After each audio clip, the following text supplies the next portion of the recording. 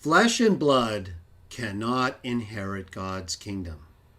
The meaning of 1 Corinthians 15:50. That's the text, 1 Corinthians 15:50, that says what I just stated. Flesh and blood cannot inherit God's kingdom. Now, if you had just heard that for the first time, what would that mean to you? Even if you're a Christian, but you're not familiar enough with the Bible to know 1 Corinthians 15:50, or you're someone who's not really familiar with the Bible and you heard what I just quoted from that text, what does that sound like? Flesh and blood cannot inherit God's kingdom. I'm going to argue it means exactly what it sounds like. That flesh and blood, that is another way to reference a human being, cannot inherit or receive God's kingdom. Now, there's a little more to that second part, because there's more than one part of God's kingdom. But to get right to the issue, let's bring up the subject text. Let's read it in its context and see if we can determine what it means in light of what follows and what precedes. And then let's take a wider look at how the description flesh and blood is used in the New Testament. Then we're going to focus specifically on the word flesh. Because some people, those who believe that when Christians are resurrected, when Jesus was resurrected, that he actually took his physical body into heaven. You know, the place where spirits live. God is a spirit, John 4:24. His angels are spirits, Hebrews 1:7. They live in heaven. Many who are Trinitarian, and others, believe that Jesus' physical body, his flesh and his blood, are in heaven. Well, sometimes they might not say his blood's in heaven, but his flesh and his bone is. You'll see why in a moment. But they would definitely say his flesh. And they also believe, those who believe in this doctrine of the bodily resurrection, the physical bodily resurrection. The Bible teaches there are different kinds of bodies. I've done a whole show about it, several in fact. The links are in the description below. And in 1 Corinthians 15, which we'll get to in a moment, it talks about those different kinds of bodies. And it explicitly contrasts the physical body, by example, using Adam, the first man Adam, with the spiritual body, the second Adam, the last Adam, who's called a life-giving spirit in reference to that spiritual body. We also have descriptions of Jesus in Revelation that I discuss again in the videos linked below that clearly show he does not have flesh like we have flesh. He doesn't have flesh like a human at all because it's on fire. His eyes are on fire, just like the spirits described in the book of Daniel. So, with that in mind, and with texts like 1 Corinthians 15:50 having been quoted, why do they believe it? Why do they believe that Jesus and Christians take their physical body to heaven, even if it's not with blood?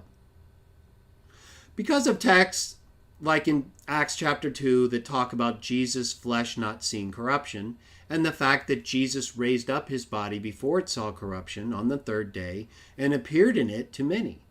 But as I've discussed in the 2 videos linked below on that subject, he appears not only in that body, but in other bodies that they don't recognize by sight or by what they hear.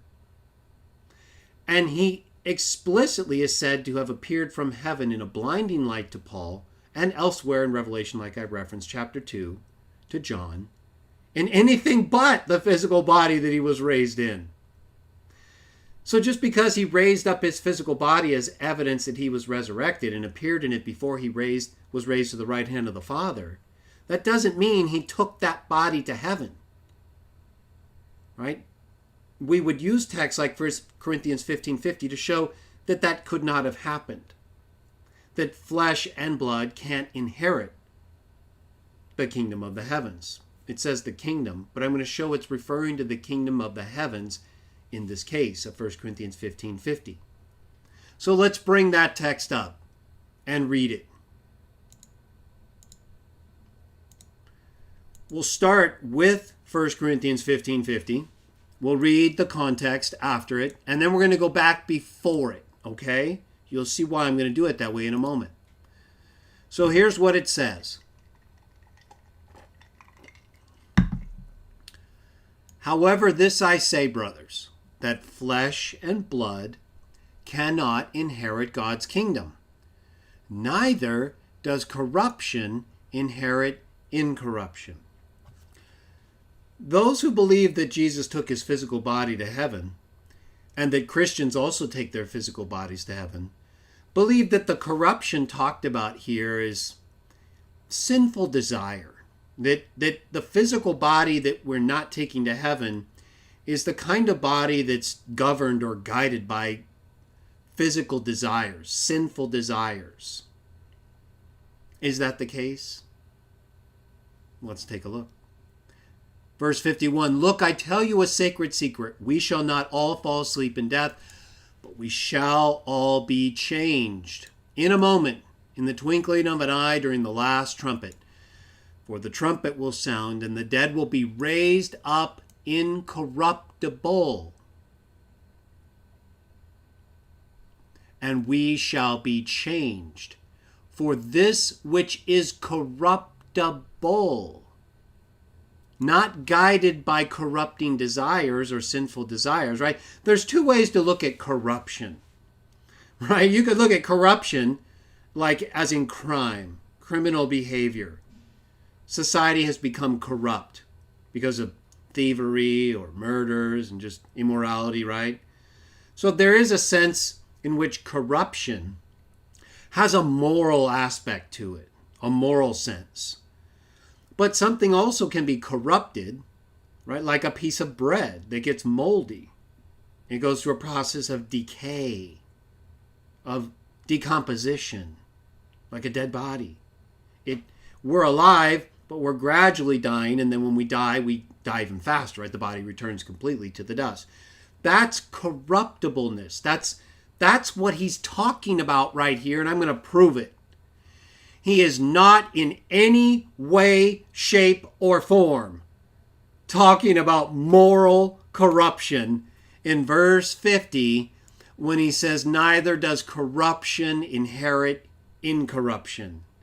He's talking about that which is corruptible, putting on what is not corruptible. Flesh is corruptible. We age and we die. Spirit is not. It's just constantly alive. That's what he's talking about, and I'm going to prove it. But I wanted to point that out so you understand the different aspects of corruption, right? There's two ways you could look at it. But in this context, there's really only one. Verse 54, but when this which is corruptible puts on incorruption, and this which is mortal puts on immortality. Notice it doesn't say this which is immoral puts on morality. Then the saying will take place, death is swallowed up forever. Do you understand? Does that make it clear? We're going to get to more. There's a lot more. But just look here. It's talking about what is corruptible putting on incorruption. What is mortal putting on immortality. It's very clearly using corruption and mortal in parallel sequence, is it not? It's equally clear here that he's using incorruption in parallel sequence with immortality, not immorality. And that is the difference. People totally misunderstand this. Why? Because of their doctrine. That's why. It's not because of the text. Look at what it says next. We just read it. He's talking about corruption and mortality, incorruption and immortality.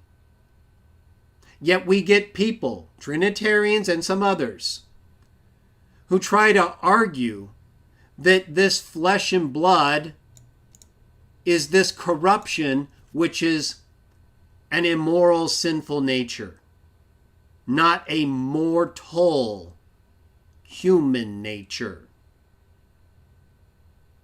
And that's where they blow it.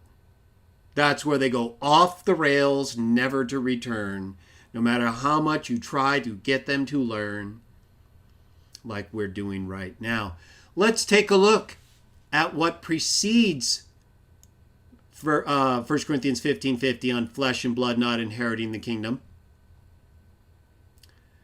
and see what was said just prior to that. Okay, so we saw what was said right after, and it is explicit. It has nothing to do with morality or sinful nature. It has everything to do with corruption of the flesh, the physical nature, and incorruption, mortalness, immortalness. And therefore death is swallowed up forever. Not sin. Not sin is swallowed up forever. Death. Because it's talking about the difference between a corruptible body and an incorruptible or immortal body, which he defined just prior to the flesh and blood text. Verse 42. So also is the resurrection of the dead. It is sown in corruption. There's that word again. It's raised up in incorruption. That word again. What does corruption and incorruption mean? It explicitly showed that in verse 53 and 54, but start in verse 53. Corruptible means mortal. Incorruption means immortal. It is sown mortal, a dying thing, a not living forever thing. It is raised up in incorruption, an immortal thing, a living forever thing. It is sown in dishonor, it is raised up in glory. It is sown in weakness, it is raised up in power. What's he talking about? Verse 44, it's sown a physical body. It's raised up a spiritual body. If there's a physical body, there's also a spiritual one. What's corruption, everyone? We know it's mortal. We saw that, verse 53. It's explicit right here. It's a physical body. That's what it is. So when in verse 50 it says, flesh and blood cannot inherit God's kingdom, neither does corruption inherit incorruption. Corruption is a physical body, therefore neither does a physical body inherit incorruption. I don't know how much more clear it could be than right here. And yet we get people running around acting like they're teachers. And remember what James says, not many of you should be teachers in view of the times, brothers. Yet we get people, they think they're teachers, and they can't even figure out what corruption is, what incorruption is, what flesh and blood is. It's explicit. Corruption is mortality. It's a physical body. Incorruption, immortality, a spiritual body. It is even so written, the first man, Adam, became a living soul. There's your physical body. Was Adam created with a sinful nature? With a corruptible desire? No. That's why God said it was good. He took on that nature and desire when he disobeyed the one who is good. He's being described right here as a corruptible physical body. It's going to die if God doesn't keep it alive, or he doesn't eat food from the garden to keep himself alive. It's so explicit. It's really baffling to me. I even have to do a video about this at all. But a video I will do. It says the last Adam, that's Jesus, became a life-giving spirit. You have the one Adam, created perfect, no sinful desire, no corruptible nature in terms of desiring sin, but a physical body that is subject to corruption, to mortality. That's why God told him, if you eat from this, you'll die. You're not immortal. You can die. So they just blow it in every single respect when it comes to corruption, being mortality, and a physical body, right? Right there, just setting aside this flesh and blood, which we'll get to in a moment, just taking this right here. Corruption doesn't inherit incorruption. It's explicit that corruption is a physical body and that incorruption is a spiritual body. So the physical body cannot inherit a spiritual body. Is that not clear? I sure hope it is, because if it's not, I don't think you're going to work out very well with the Bible, right? It's just not going to work for you because you're bringing your views to the Bible. It doesn't work for you. We go to the Bible. It works for us every single time. Verse 46, nevertheless, the first is not that which is spiritual, but that which is physical. Afterward, that which is spiritual, right? So once again, just proving what he just said about Jesus and Adam. First man is out of the earth, made of dust. Adam was made out of the dust, out of the earth. Was he made with a corruptible, sinful desire? No. He was made in a physical body, and that physical body was subject to corruption, to mortality, a physical body. What is corruptible is a physical body cannot inherit that which is incorruptible, a spiritual body. Okay, that's it. It's over. The whole bodily resurrection in terms of fleshly body is done. It's collapsed under the weight of the biblical texts. But there's so much more. Second man is out of heaven, right? Jesus' spirit returned to the Father. Father, into your hands I entrust my spirit. He talks about how God gives it a body in the earlier part of 1 Corinthians 15. God gave Jesus a spiritual body, and in it he appeared to the spirits in prison before raising his physical body out of the tomb to appear to others on earth after the third day before ascending to the Father in heaven, where he appeared as bright light to Paul and as anything but a fleshly mortal at all to John. As the one made of dust is, so those dust made of are also, right? So he's not talking about the corruptible nature. He's talking entirely about the resurrection. That's it. He's putting us on the same level as Adam, made from the dust. When he was made from the dust, from that point, he was corruptible. He was a physical body. He was mortal. That's how we are. That's why we bear his image. As the heavenly one is, so those who are heavenly are also. Spiritual body, right there. Physical body cannot inherit the spiritual body. It's not fleshly. That which is corruptible is physical, fleshly. Just like Adam, just like us. Not like the heavenly Jesus. And just as we have borne the image of the one made of dust, we'll also bear the image of the heavenly one. We will all be in a spiritual body. That is, those who are raised to life in the heavens, Christians, as I'll get to a little bit later. There's different resurrections in the Bible, right? There's the resurrection to be with Christ, to rule over the new heavens and the new earth. And then there's the resurrection that happens at the end of the 1,000 years. The rest of the dead don't come to life until the 1,000 years are ended, which is then depicted for us in the great white throne judgment, when death and Hades and the sea and they all give up the dead, and they're all judged individually according to their deeds.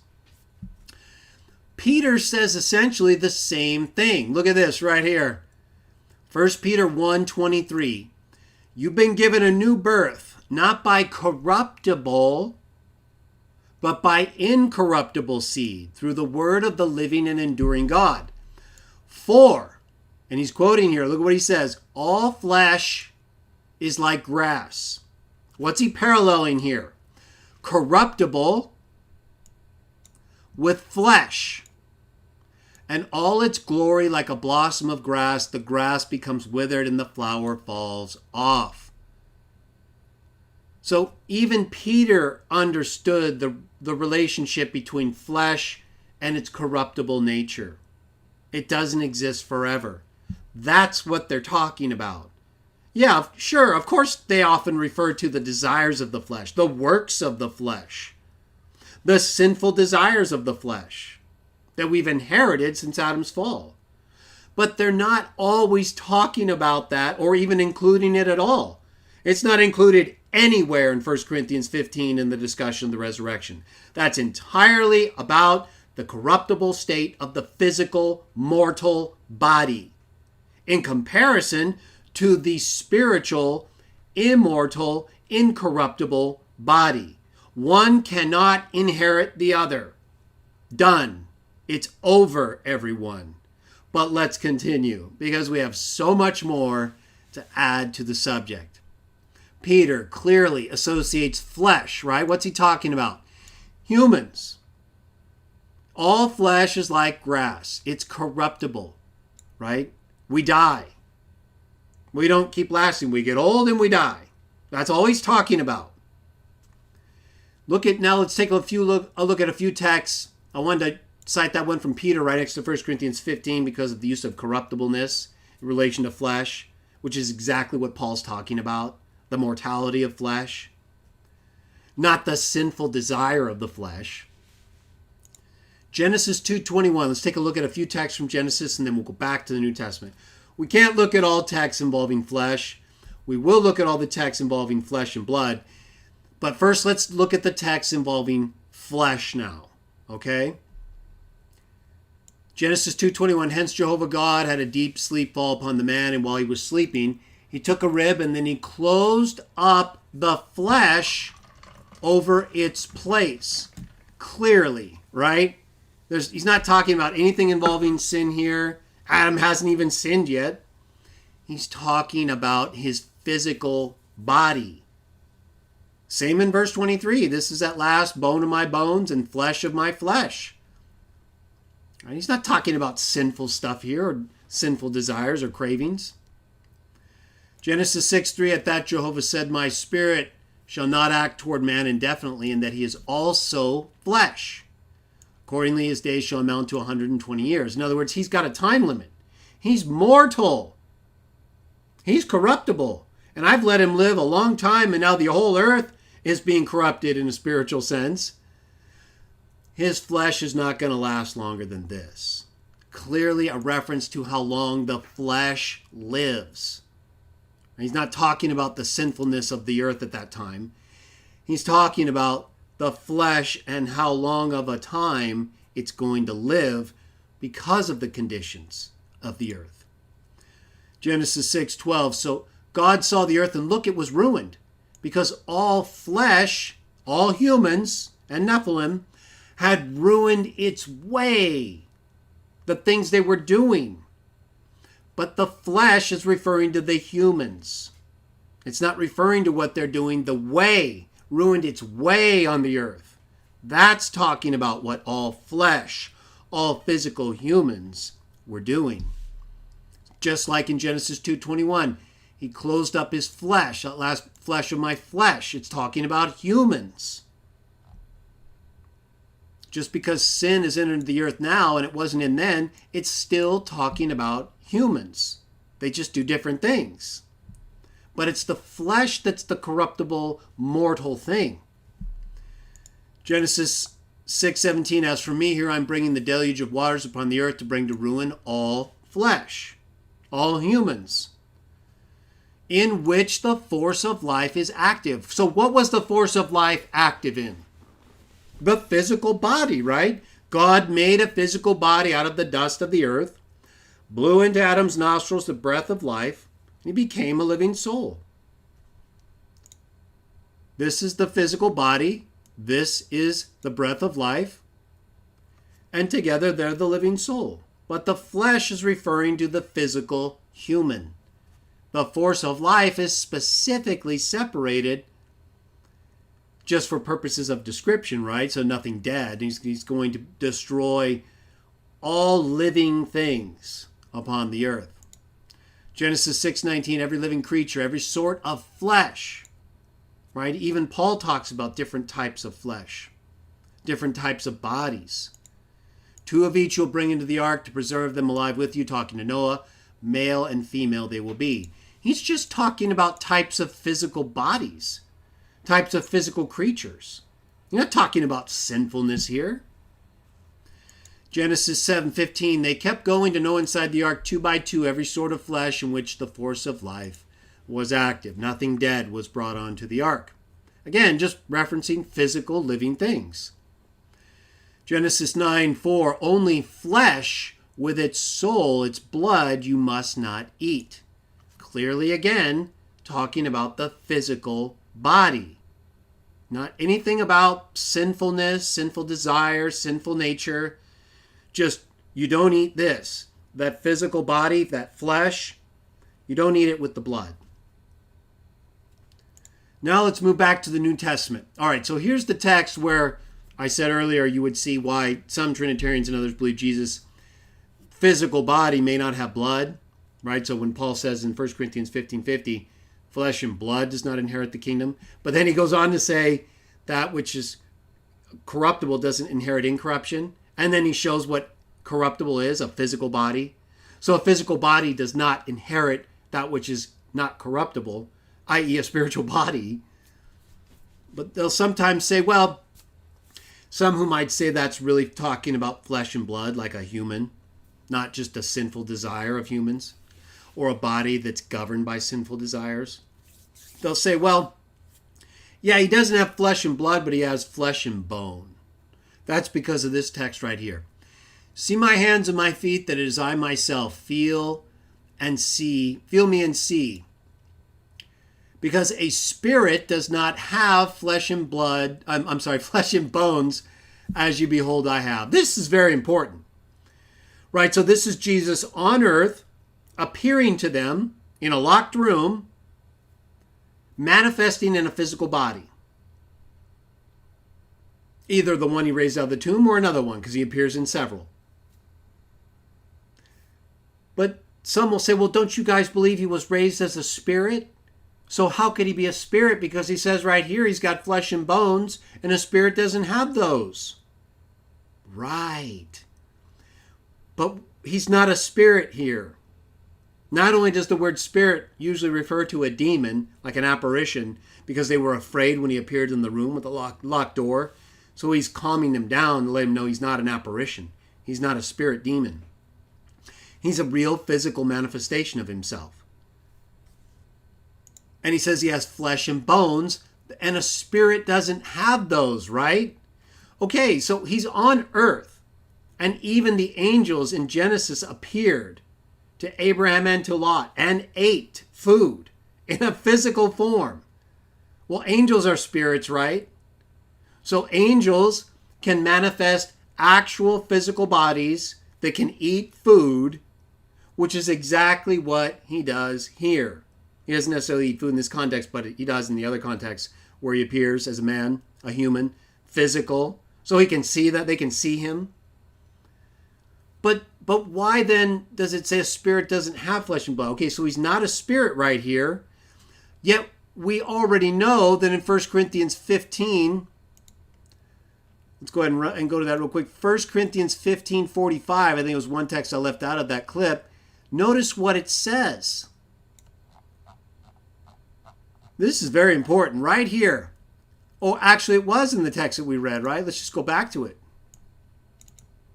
A little too high right there. Show material. It is even written, the first man, Adam, became a living soul. The last Adam became a life-giving spirit. Do you see? If he's a spirit, he doesn't have flesh and bones. He says that right here. He's just appearing in those on earth. But when he's in heaven, when he was raised as a life-giving spirit, like we just read, it uses the word spirit, pneuma. There's no controversy. There's no way out of it, Trinitarians and others. He was raised a spirit. Then 3 days later, raised up his physical body, appeared in it and others, like here. Wasn't a spirit as he's appearing in those bodies. He's manifesting himself in a physical form, not as a spirit. But in that physical manifestation, he totally destroys the belief that Trinitarians and others get from this text. He says a spirit doesn't have flesh and bones. So if he was raised to life as a life-giving spirit, he does not have those. Do you understand now, Trinitarians? Stop saying the resurrected Jesus, a spirit, 1 Corinthians 15:45, has flesh and bones. He's telling you right here in Luke 24:39, a spirit does not have those. Oh yeah, when I take on a human form, or when spirits like the angels in the book of Genesis take on human form, yeah, we have flesh and bones. We can eat too. But we're not a spirit when we're like that. When we're a spirit, when we're in heaven with God, who is a spirit, John 4:24, we don't have flesh and bones. A spirit doesn't have those. He says it right here. So combined with flesh and blood not inheriting the kingdom, and a spirit not having flesh and bones, that's it, Trinitarians. You're done. And all of you who deny the resurrected one was made to life as a spirit because you claim he has flesh and bones, I'm sorry. He tells us a spirit does not have those. And the description given in Revelation 2, right, is explicit. It's clear. There's no flesh and bones there. They wouldn't be able to survive the burning heat. But it's so clear here too, isn't it? It's just we're often looking at it from the perspective of Trinitarians who say because he's appearing in a physical body that he's not a spirit. Well, what we're saying is he was resurrected as a spirit. He lives in heaven as a spirit, but he can take on a physical form like other spirits did and do. But when they're in their spirit form, their spirit body, they don't have flesh and bone. Son of God tells you right here. John 1:14. So the Word became flesh and resided among us. Is that not clearly a reference to him as the last Adam? As like what Hebrews 2:7-9 tell us, he was made lower than the angels, quoting Psalm 8:5 about how man is made lower than the angels. gods in the Hebrew text? Because we're mortal. Because we have a physical body. Because that physical body is not immortal. Even Jesus' physical body, right? Like Adam. Adam was made from the dust. It's sown in corruption because it can't be immortal as flesh. Right? God could keep it alive if you don't sin, just like if Adam didn't sin. He could have kept living, but he would have needed help. He would have needed God to keep him alive. Same with Jesus. But his flesh, so he became flesh. He became the last Adam, the same as Adam, in a physical body. His flesh never saw corruption, but was corruptible. If God did not continue to keep him alive and then raise him up or allow him to raise himself up before he corrupted in the grave, then he would have eventually died just like Adam. If he didn't never sin, of course he wouldn't have, but that would have been God keeping him alive. I live because of the Father, John 6:57. Because he's feeding on the Father. But when he's in a life-giving spirit, he has life now. He received life from the Father to give to others. He didn't have that life before. God gave him life as his firstborn and then raised him to life and gave him authority over everything. All authority in heaven and on earth. But clearly we have a reference here to flesh that is not sinful, right? It's corruptible. It's mortal. He died. So it's not a spiritual body. It's not immortal. Like in 1 Corinthians 15. It explicitly contrasted the mortal, physical, corruptible body with the immortal, incorruptible, spiritual body and showed that Jesus, as a life-giving spirit, is an example of the spiritual body and hence can't have flesh and bones. Spirit doesn't have those. And he used Adam for the physical, corruptible, mortal body, which is the same kind of body that the Word took on right here and that was put to death. John 3:6, what has been born from flesh is flesh. And what has been born from spirit is spirit. Again, clearly a reference to physicality. Acts 2:30 through 31. Therefore, because he was a prophet and knew that God had sworn to him with an oath that he would seat one from the fruitage of his loins upon his throne, he saw beforehand and spoke concerning the resurrection of the Christ, that neither was he forsaken in Hades, nor did his flesh see corruption. Right? So he took on flesh, a physical body that is corruptible, but his flesh, even though it died, was made to life, raised from the tomb before it decayed. I did a whole show about it. I even brought in scientific medical evidence to show at what point you could say that the full corruptible state of the body has taken place, and that is not in the first 3 days. So the Bible agrees with science again. But once again, we see flesh used of a physical body, right? Was Jesus' physical body a sinful body? Was he desiring sin? No. It was corruptible in the sense that it would decay over time, that it wasn't immortal. But it's still physical. Romans 1:3, concerning his son who sprang from the seed of David according to the flesh, but who with power was declared God's Son to the Spirit of holiness by means of the resurrection of the dead, yes, Jesus our Lord. Right here, we get two contrasting types of sonship.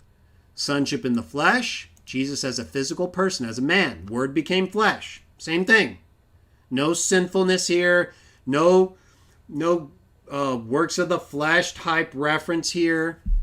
Just physicalness. A physical human being. He was declared God's Son to the Spirit.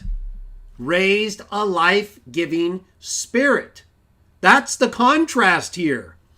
The birth through the seed of David and being resurrected, resurrection from the dead, raised a life-giving spirit. It's contrasted with the flesh. because that which is born of flesh is flesh, and that which is born from spirit is spirit. Who birthed him from the dead? Today I have become your father. I have begotten you. God. God is a spirit. He gives birth to spirits. He brought his son to life as a life-giving spirit. 1 Corinthians 15:45, Romans 1:3-4, combined with John 3:6. They're all saying the same thing, Trinitarians, and those who deny the spiritual body of Jesus as a non-physical body. God is not flesh. So if Jesus has a body of flesh, God would have to be flesh, because that which is born from flesh is flesh. And that which is born from spirit is spirit. And Jesus sprang according to the flesh from David, but was born from the dead by God to the spirit. 1 Corinthians 15:39, kind of back in our text context, subject text context, but just for a moment. Not all flesh is the same flesh. There's one of mankind, other flesh of cattle, birds. I referenced this when we were in Genesis. Right? So again, just a reference to physicality.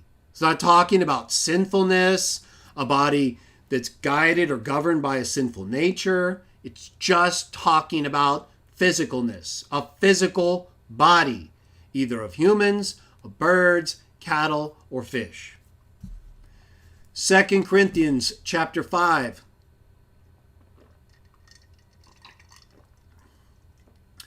This is extremely important because I think a lot of people don't recognize part of what it's saying. For the love the Christ has compels us, because this is what we have judged, that one man died for all, so then all had died. And he died for all, that those who might live no longer for themselves, those who live might live no longer for themselves, but for him who died for them and was raised up. What are we talking about here? We're talking about the resurrection, right? Him who died, Jesus, and was raised up. Verse 16, consequently, from now on, we know no man according to the flesh. Right? In other words, we're not judging them in the same sense that we did according to the law, because one man has died for all. And he died for all, that those who live might no longer live for themselves, but for him who died and was raised up. So we don't know any man according to the flesh like we used to. Even if we have known Christ according to the flesh, certainly we know him so no more. So they're clearly not talking about knowing Jesus in the flesh of a sinful nature, are they? Of course not. He was sinless. So what was the only way they knew Jesus according to the flesh? As a man, as a physical man. They don't know him that way anymore. Right? They don't see him that way. They don't judge him as a man anymore like they did when he was on earth, trying to figure out what he was saying, doing, the way they judge other humans, right? They don't know any man anymore according to the flesh the way they used to. Because now they only know Christ and the things he did for all humans. They're not judging anybody in the same way anymore. They're not looking at them as humans in the same way.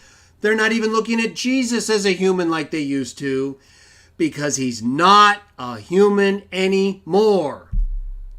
We know him so no more. Even if we have known Christ according to the flesh, we know him so no more. We don't see him as a man anymore. That's what they're saying. 2 Corinthians 7:5. In fact, when we arrived in Macedonia, our flesh got no relief, but we continued to be afflicted in every manner. There were fights without and fears within. Right? He's just talking about their physical body. Nothing about sinful nature here. He's talking about how they were oppressed. Their physicality was stressed. So again, we see flesh used for a physical body.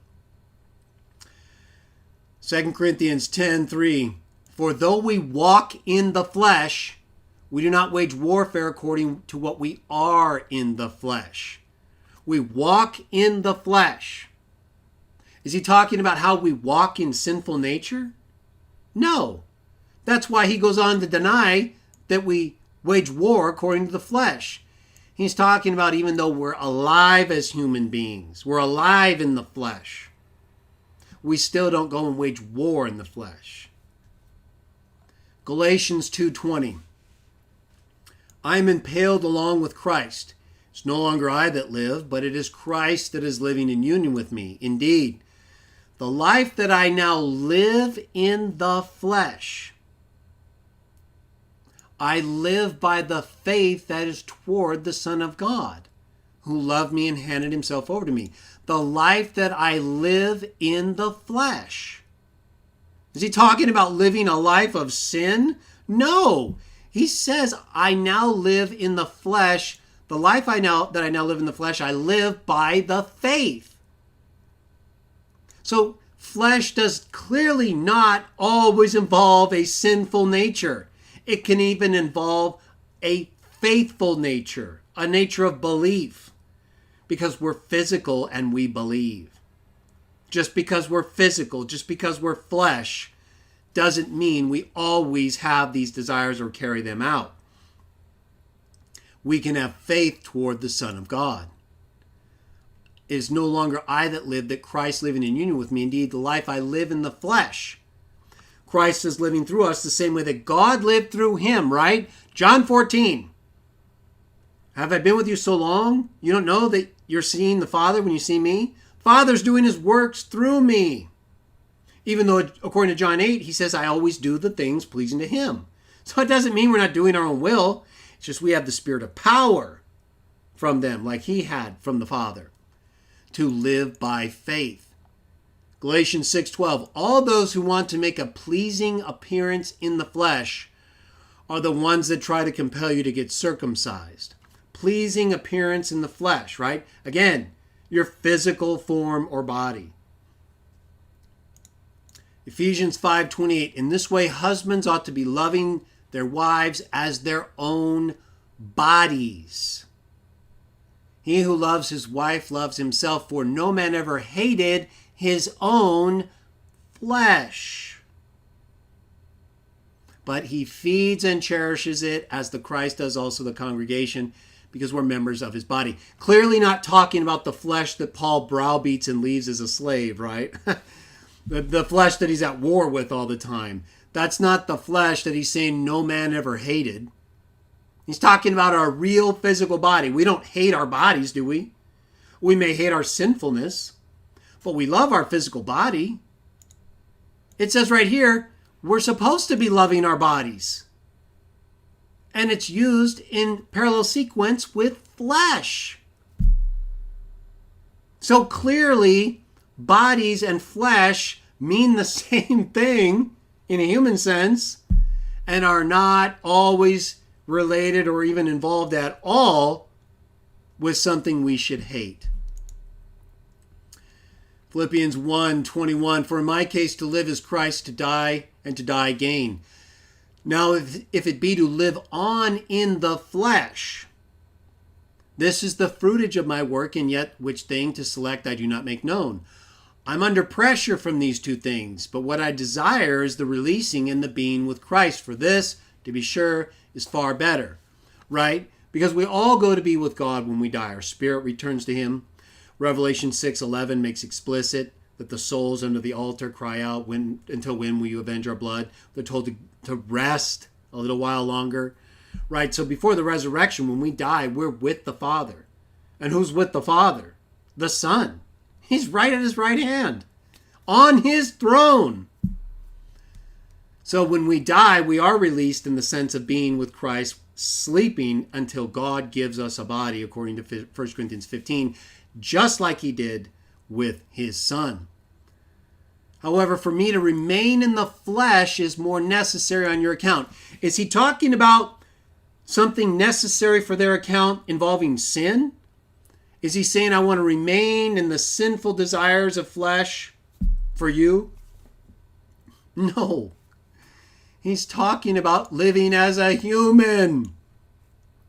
You, the body that we're supposed to love the way we love our wives, the flesh that we have, we feed it, we cherish it. He's talking about remaining alive as a human, a physical human, because it's necessary for them. It's going to be better for them. Philippians 3:2. Look out for the dogs, look out for the workers of injury, look out for those who mutilate the flesh. Right? Who cut the flesh, circumcision or otherwise. But it's talking about the flesh, the physical body. For we are those with the real circumcision, who are rendering sacred service by God's Spirit, and have our boasting in Christ Jesus, and who do not have our confidence in the flesh. Right? We're not looking to it's corruptible. It's not immortal. It's physical. So that's not what we're putting our hope in. Though I, if anyone, do have grounds for confidence in the flesh, confidence in being a human and doing things as a man. If any other man thinks he has grounds for confidence in the flesh, I the more so. Right? Is he boasting about sinfulness? Is he boasting about his sinful desires? No, he's boasting about what he's done as a man, as a physical person. Circumcised on the 8th day, that's a physical act. Out of the family stock of Israel, it's a physical act. Out of the tribe of Benjamin, physical. Hebrew of Hebrews, as respects the law, a Pharisee. These are physical things. Other than maybe the last one, but he qualifies that by saying as respects the law, right? As respects zeal, persecuting the congregation, and then he goes to talk about other things. But he's talking about confidence in the flesh of the things he's done as a man, not the sins he's done. Confidence in the sinfulness of his flesh. That's not what he's talking about.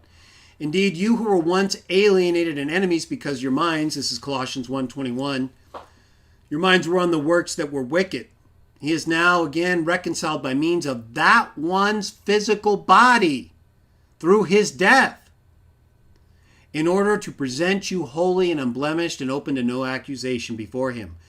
Provided, of course, that you continue in the faith, established on the foundation, steadfast, not being shifted away from the hope of the good news which you heard and which was preached in all creation that is under heaven. Once saved, always people. Once saved, always saved people.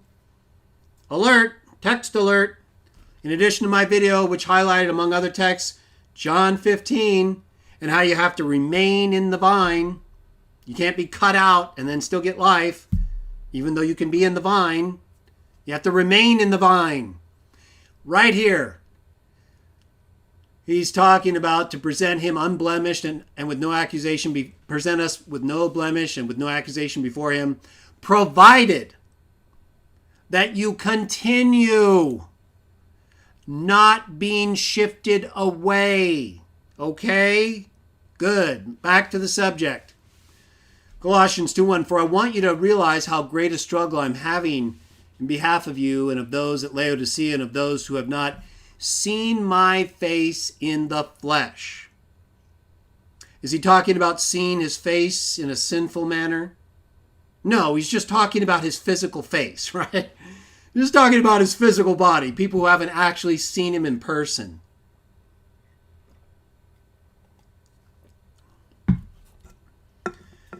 Verse 5, for though I'm absent in the flesh, I'm not physically present with you, all the same I'm with you in spirit, rejoicing and beholding your good order and the firmness of your faith toward Christ. Again, not a reference to him being away from them in a sinful manner or being governed by sin, just physically not present. 1 Timothy 3:16, indeed, the sacred secret of this godly devotion is admittedly great. He was manifest in the flesh. The Word became flesh. Was declared righteous in spirit. Raised a life-giving spirit. That which is corruptible cannot inherit incorruption. That which is corruptible is mortal. That which is corruptible and mortal is physical. And cannot inherit what is incorruptible, immortal, and spiritual. 1 Corinthians 15. We read it earlier. It was clear. Declared righteous in spirit, appeared to angels, was preached about among the nations, was believed in the world, and received up in glory. Again, shows clearly manifest in the flesh. A spirit doesn't have flesh and bones like you see I have. Both after his resurrection and while as a man, the word became flesh. Declared righteous in spirit, no more flesh and bones. Luke 24:39, spirit doesn't have those. Received in glory. Philemon 1:10 through 16. I am exhorting you concerning my child, to whom I became a father while in my prison bonds, Onesimus, formerly useless to you, but now useful to you and to me. This very one I'm sending back to you, yes, him, that is, my own tender affections. I would like to hold him back for myself, that in place of you he might keep on ministering to me in the prison bonds I bear for the sake of the good news. Verse 14, but without your consent I do not want to do anything, so that your good act may be not under compulsion, but of your own free will. Perhaps really on this account he broke away for an hour, that you may have him back forever. Ionios, Trinitarians, is Onesimus going to be with them forever? No, he died, didn't he? Ionios does not always mean forever. We'll talk about it more tomorrow in the NWT Morally and Translation is Superior Part 3 show, but I wanted to highlight that here. Philemon 1:16, no longer as a slave, but more than a slave, as a brother beloved, especially to me, yet how much more so to you, both in fleshly relationship, and in the Greek it really just says in flesh, and in the Lord. Right, so is he talking about Onesimus as a sinful person here? Well, no, of course not. He's giving him all kinds of praise, and he doesn't even want to let him go, right? They want him. Paul doesn't want to let him go. And then he says, especially me, yet how much more so to you in flesh? Would that be a good thing for them if it was referring to him in a sinful way, as his flesh is a sinful physical body? Even though he's a sinful man, right? He's a physical body. That's not what flesh means. There are desires of the flesh. There are works of the flesh. But flesh as a reference on its own just refers to the physical body. That's it. Now we come to a text that I believe, in addition to Luke 24:39, spirit doesn't have flesh and bones, and all the other texts, especially from 1 Corinthians 15, flesh and blood can't inherit the kingdom. We're going to talk about that phrase in just a moment more. And the parallel sequencing of corruption, mortality, and physical body with incorruption, immortality, spiritual body, and it explicitly stating corruption, mortality, physical body cannot inherit incorruption, immortality, spiritual body. That is so clear, huh? Look what it says here. In the days of his flesh. In the days of his flesh. Christ offered up supplications and also petitions to the one who was able to save him out of death. With strong outcries and tears, he was favorably heard for his godly fear. Clearly referring to when he was a man, right? In the days of. You know what that means? It means he's no longer flesh. Because every single time in the days of is used, and we're going to look at every single one in the New Testament right now, it is a limited period of time. A specific period that's done. It's no longer happening outside of that period of time. Look at the use of the phrase. Matthew 2:1. After Jesus had been born in Bethlehem of Judea in the days of Herod the king, look, astrologers from eastern parts came to Jerusalem. In the days of Herod the king. They're done, right? There were the days of Herod, and he's done. There are no longer the days of Herod. It's over. Matthew 23:30. And you say, if we were in the days of our forefathers, we would not be sharers with them in the blood of the prophets. Are they still in the days of their forefathers? No. No, they're not. They're done, right? Those are over. Luke 3:2.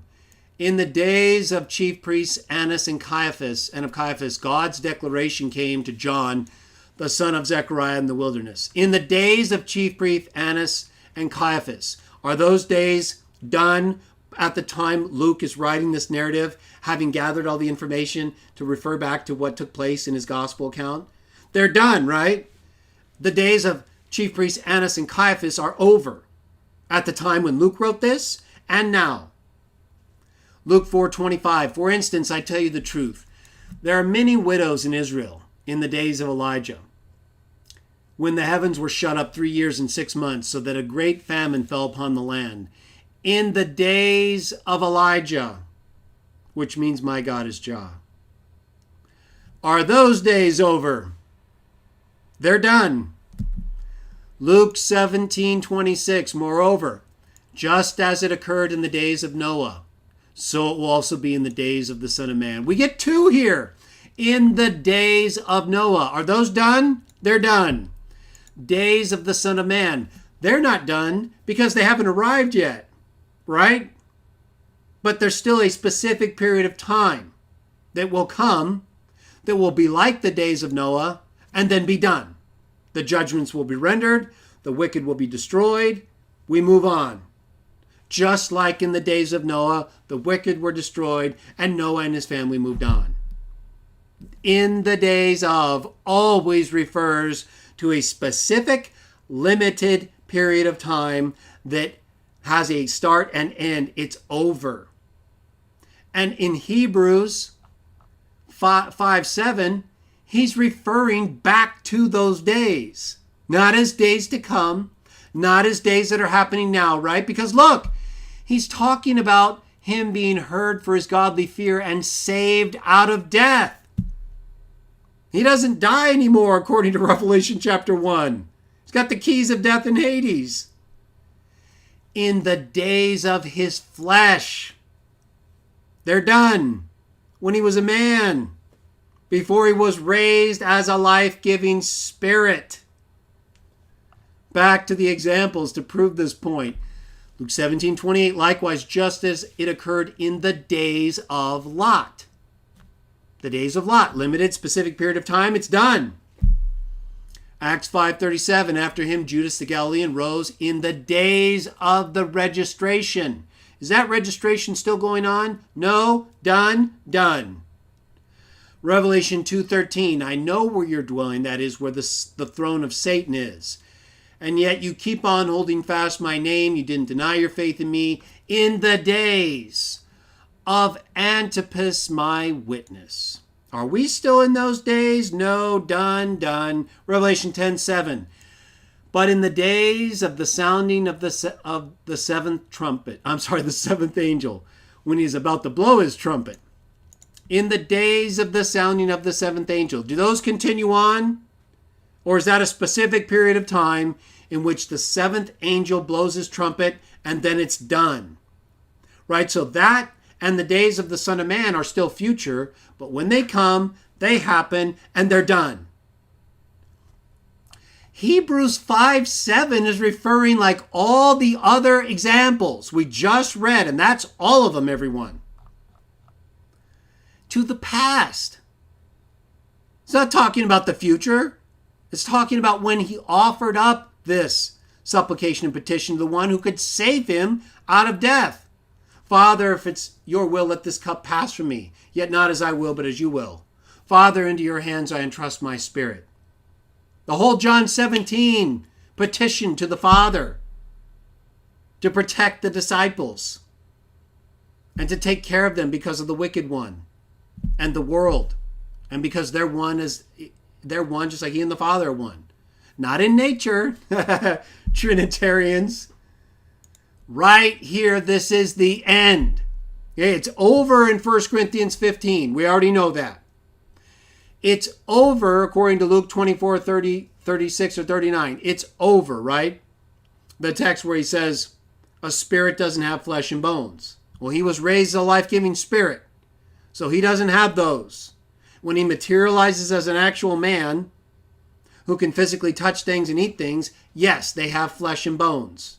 The angels have those. That's why they can eat. They have the muscles and the bones that hold the food in place as it goes down their body and they consume it. They can do that. They're not a spirit when they're doing that. They're manifesting in a human form. When they're a spirit, when they're raised as a life-giving spirit, they don't have flesh and bones. And right here, Hebrews 5:7, in the days of his flesh. Those days, Trinitarians and others who deny the spiritual resurrection of Jesus as a life-giving spirit who doesn't have flesh and bones, those days, the days of his flesh, are over. Just like we read earlier, we no longer know him according to the flesh. And here it's even more explicit, right? Because it's talking about what he did as a man, as a physical human. He prayed. He cried out with tears to the one who could save him. The days of his flesh are over. Or Hebrews wouldn't write it that way. The in the days of refers to a period of time that's in the past is over. It's no longer taking place, or we'd still be in those days. They'd be these days, and it wouldn't make any sense. He would just leave that out and say Christ offered up supplication and petitions, right? If he didn't mean to teach here clearly, the days of his flesh are done. When he was in the flesh, when we were in those days, he cried out to the one who could save him, the Father. 1 Peter 3:18, why even Christ died once for all time concerning sins, a righteous person for unrighteous ones, that he might lead you to God. He being put to death in the flesh. Okay, was he put to death in the flesh, that is a sinful body and governed by sin and desires of the flesh? No. No, it's talking about his physical body as the last Adam, right? A corruptible, mortal, physical body that did not sin, but that he was killed in. And then he was made alive in the Spirit. And of course, many morally bankrupt translations use by the Spirit. And while that might be grammatically possible in one sense, that then you'd have to, in terms of the parallel sequence, say put to death by the flesh, which you could say is true in the sense that he was killed by humans. But look at the next verse. In this state, he also went his way and preached to the spirits in prison. He was a life-giving spirit without question. 1 Corinthians 15:45. 1 Peter 3:19 says that in that state, which we believe means being made alive in the Spirit, although it's possible you could say by, but you'd have to then say by the flesh to be consistent, or I think you're teetering on moral bankruptcy there. Certainly translation inferiority. Either way, I talk about this issue grammatically in my Jehovah's Witnesses defended writings if you want more. He went and preached to the spirits in prison.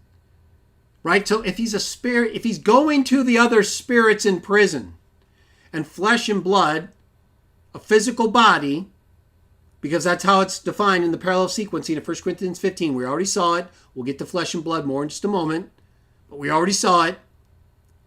Corruption cannot inherit incorruption, so he was made a life-giving spirit. He can't be physical as a spirit. A spirit doesn't have flesh and bones. So he's preaching to other spirits. Wouldn't you have to be a spirit to preach to those? Or you'd have to say that where the other spirits are imprisoned, a non-spirit can enter into and preach to other spirits, which again is inconsistent with him being made alive in the Spirit and the parallel sequencing of that which is corruptible not inheriting incorruption, that which is physical not being that which is spiritual. So to me, this seems to be, again, not only another use of flesh that has nothing to do with sinfulness or being, governed by a sinful, depraved nature, but the manner in which he was put to death as a physical human and then made alive in the spirit. And in that state, he preached to other spirits. The whole thing is about the existence in the spirit realm, at least from here to here. 1 Peter 4:1. Therefore, since Christ suffered in the flesh, you too arm yourselves with the same mental disposition, because the person that has suffered in the flesh has desisted from sins. You see how ridiculous it is for people to claim that flesh is a reference even to just us humans, are those who are born after Adam, other than Jesus, as having to have always a reference or inclusion of sinful desire. It says right here, not only did Christ suffer in the flesh, which is again another use of flesh that doesn't have anything to do with being governed by a sinful desire, but he says you too arm yourselves with the same attitude, because if you suffer in the flesh the way Christ suffered in the flesh, you've desisted from sins. So it clearly does not always involve a sinful desire or even nature, because at this point, the description of the flesh is one that has desisted from sins, in parallel sequence with the one who had no sin, to the end that he may live the remainder of his time in the flesh, no more for the desires of man, but for God's will. Right there again, twice in two texts, we get a use of flesh. In addition to Jesus as a non-sinful human physical being, to sinful physical human beings that don't have a sinful desire, who have desisted from sins and who no more have desires of men. Explicit. 2 Peter 2:9, Jehovah knows how to deliver people of godly devotion out of trial, but to reserve unrighteous people for the day of judgment to be cut off. Especially, however, those who go on after flesh with the desire to defile it, and who look down on lordship, daring self-will, they do not tremble at glorious ones, but speak abusively. Right, so you can go after flesh, that which is just physical, with a desire to defile it. Clearly, that's not what they have here. 1 John 4:2.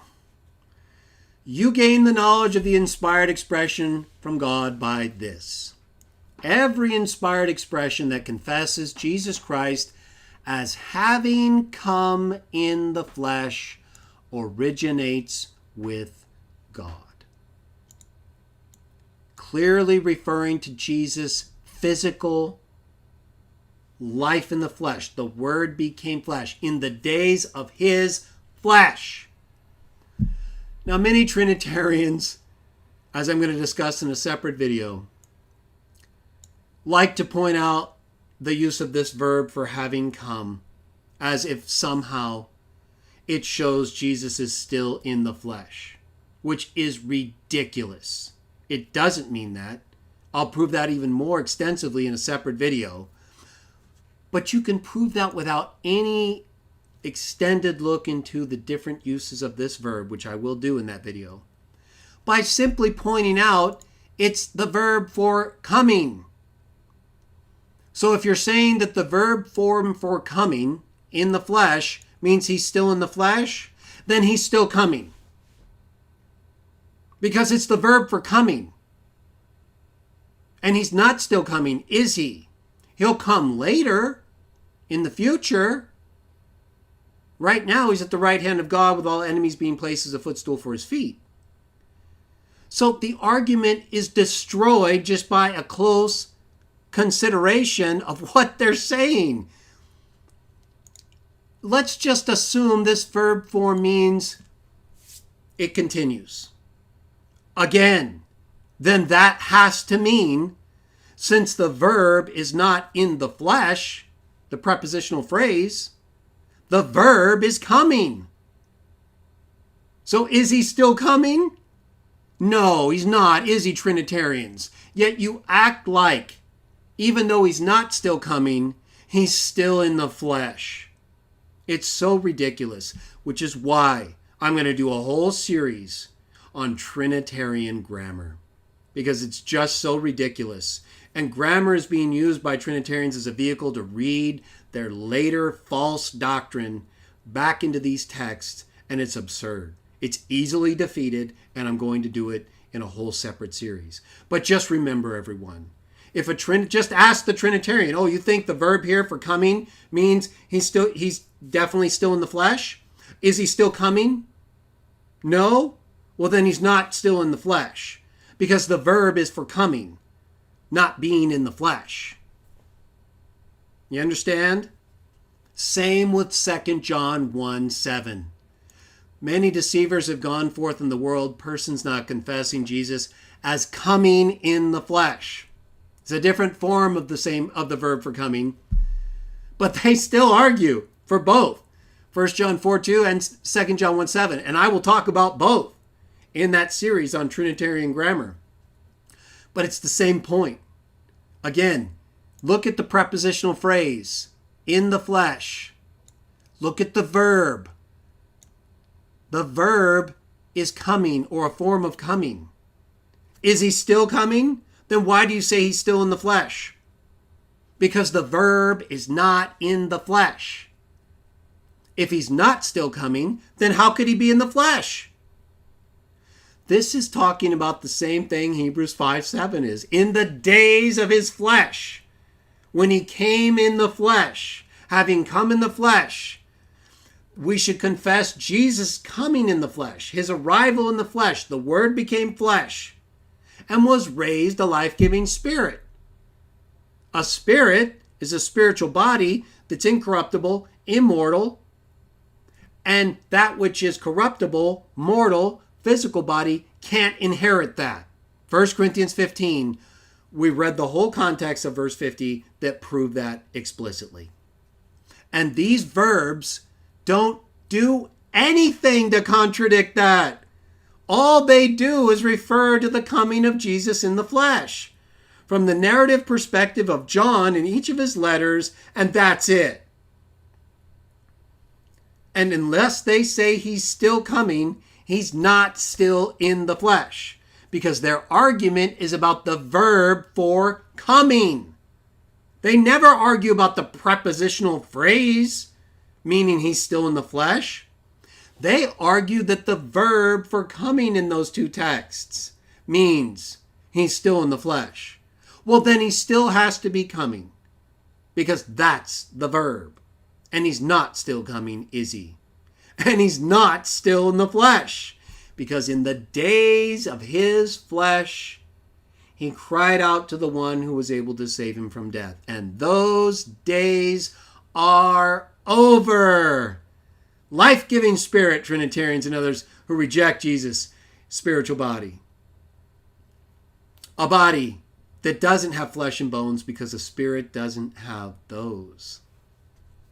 Luke 24:39, I believe. Is there 36 or 39? We'll go back and check real quick. Jude 1:7.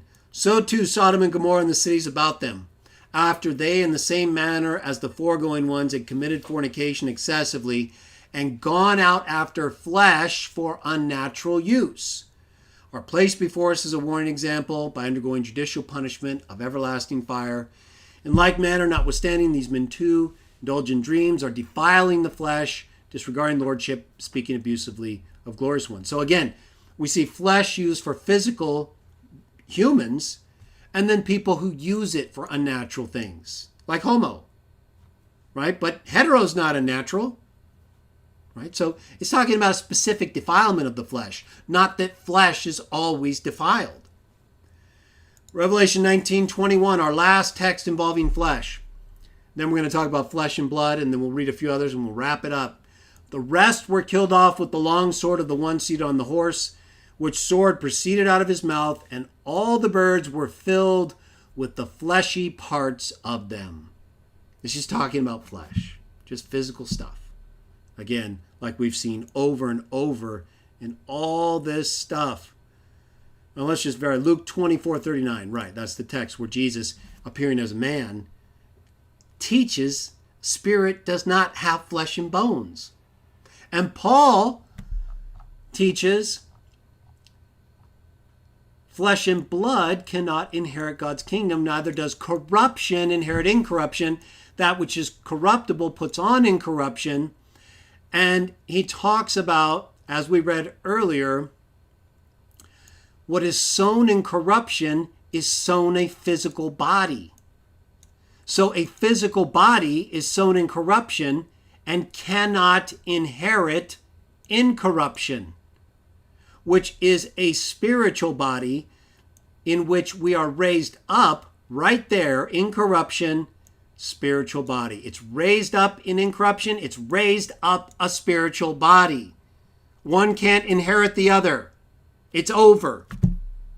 It's over from here. It's over from Luke 24:39. It's over from Hebrews 5:7, and all the other texts we read together, which make this subject and the meaning of flesh clear. Now, flesh and blood. Let's take a look. This is my second edition of Jehovah's Witnesses Defended, Chapter 7, the Temple of His Body. Page 423, I have a two-paragraph subheading, Flesh and blood cannot inherit God's kingdom. Right, in this whole chapter, I talk about all kinds of things. I talk about Gundry's, Robert H. Gundry's Soma and Biblical Theology, and how he's incorrect. He totally blows it when it comes to the use of Soma in the Bible. I go through all of the key arguments and discuss Gundry's views, why he's wrong, where he's wrong, and what the Bible really teaches about Soma.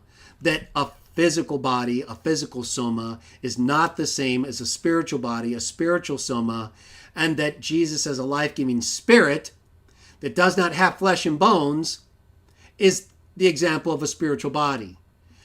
And the physical body, which is sown in corruption, cannot inherit the incorruptible spiritual body. So I encourage you to read that whole chapter. But let's just take a look at this part right here, where I refer to the 4 times, other than 1 Corinthians 15:50, that flesh and blood are used. Matthew 16:17. We'll take a look at that first. Let's go ahead and bring up NWT again. Matthew 16:17. What does we've seen what flesh means, right? And it's pretty obvious. It just refers to a physical being. Either Jesus as a physical man or even sinful humans as just physical humans. Yes, some of them have desires and some of them do defile flesh, but that's not the reference. That's not what flesh as flesh means. That's another idea that's associated with it in the context at times, but it over and over again is used for just a physical body. Matthew 16:17. Flesh and blood. Let's look at these 4 texts. In response, Jesus said to him, he's talking about Peter, and he says, "Who do you say I am?" He says, "You're the Christ, Son of the living God." In response, Jesus said to him, "Happy you are, Simon, son of Jonah, because flesh and blood did not reveal it to you, but my Father who is in the heavens did." Is this not clearly a contrast between humans, just as humans, right? Flesh and blood. And the Spirit, God is a spirit, John 4:24, his Father in the heavens. So he's saying humans didn't reveal this to you. My Father, who's not a human, revealed it to you. It seems very obvious to me there's nothing here anywhere that involves some kind of sinful nature or desire other than the kind we already know is a part of being a human in Christ. But that's not what they're talking about. They're just talking about humans, flesh and blood, just like in 1 Corinthians 15:50. The whole context is about the physical body. It specifically refers to the physical body and the corruptibleness of it being mortal, not immoral. So clearly here, I believe we have a contrast between humans and God, who is a spirit. Galatians 1:16. The second of the 4 additional uses of flesh and blood.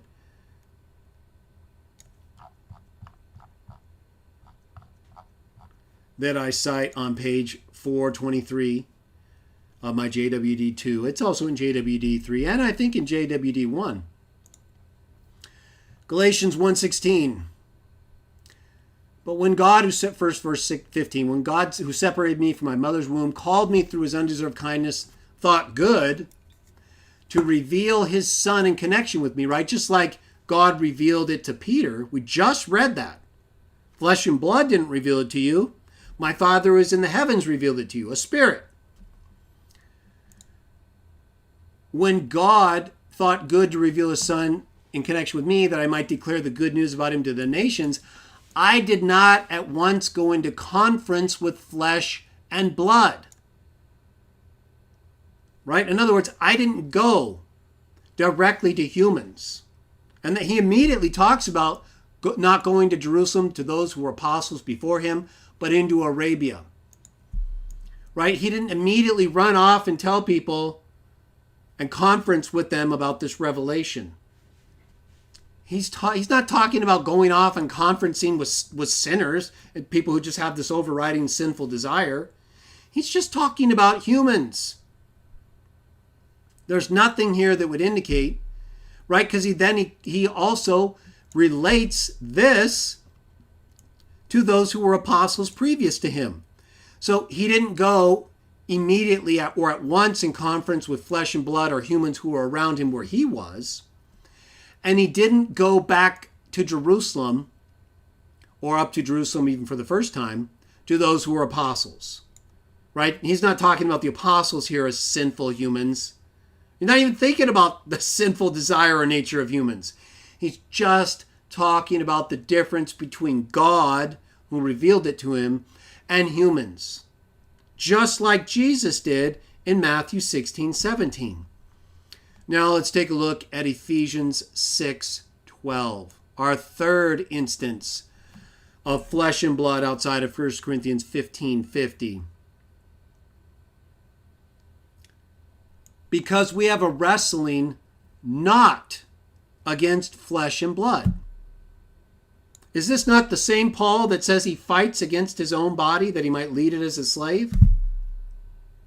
So he's not talking about fighting against sinfulness here, is he? No, he's talking about fighting against humans. Like we read earlier, even though we're walking in the flesh, we don't go waging war according to the flesh. It's the same thing. We have a wrestling, like Paul speaks about his wrestling as fighting against himself, his sinful desire. We don't have that kind of fight against flesh and blood. Flesh and blood clearly means humans here, and just like in the prior two references, is immediately contrasted with spirits, wicked spirits in heavenly places. And it's explicitly something we're not to fight against, which is not the case with our sinful desire. And so it can't mean that here. Explicit. Hebrews 2:4. Our last of the 5 instances of flesh and blood, including 1 Corinthians 15:50 in the New Testament. Hebrews 2:14. Therefore, since the young children are sharers of flesh and blood, he also similarly partook of the same things, that through his death he might bring to nothing the one having the means to cause death, that is, the devil.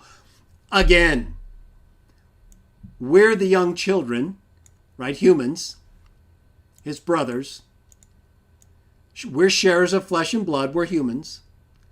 He partook of the same things. Did Jesus come and partake of a desire towards sin, a physical body that's governed by sin? No.